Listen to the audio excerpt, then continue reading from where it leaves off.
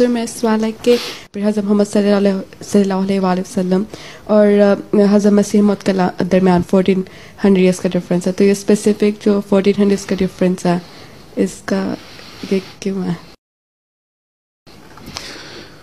14 کے جو 14 کا ایئر ہے نا، اس کی ایک حدیث نے یہ بھی تشریح کی ہوئی ہے کہ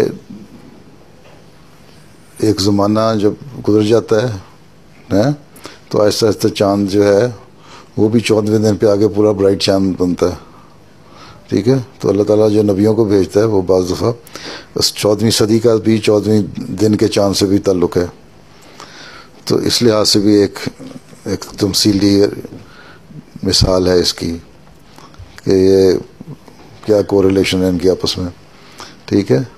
تو ایک زمانہ آتا ہے اس میں، یہ تو نہیں تھا اندھیرا ہوتا ہے لیکن اندھیرے میں روشنیاں آتی رہتی ہیں چھوٹی چھوٹی چھوٹی. آخر فل مون آ جاتا ہے.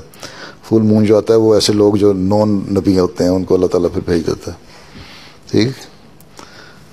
وسلم کے اور حضرت عیسیٰ کے درمیان بھی 14 وسلم اور مسیح علیہ السلام کے 14 کا، حضرت موسیٰ اور حضرت عیسیٰ کے درمیان 1400 سال کا ذکر ہے، فرق ہے. تو یہ فرق چل رہے ہیں. اس کی ایک مثال یہ بھی ہے 14ویں کے چاند سے.